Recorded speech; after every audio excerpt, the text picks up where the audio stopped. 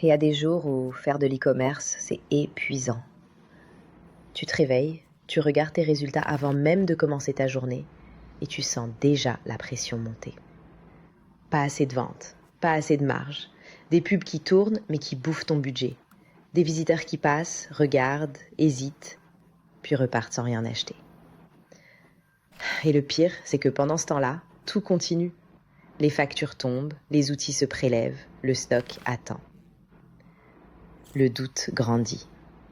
Tu commences à te demander si le problème vient du produit, puis du site, puis du prix, puis de toi. Tu compares, tu vois d'autres marques vendre, tu vois d'autres boutiques exploser. Et toi, tu es là, à tout donner, à tester, à recommencer, à tenir, sans toujours voir les efforts récompensés. C'est ça, la vraie douleur en e-commerce. Pas seulement le manque de vente, c'est cette sensation de faire énormément pour si peu en retour. C'est de porter seul la pression, les décisions, les erreurs, les espoirs. C'est d'avoir l'impression que chaque journée peut tout faire basculer. Mais c'est aussi là que tout se joue. Parce que ceux qui finissent par réussir, ce ne sont pas ceux qui n'ont jamais douté.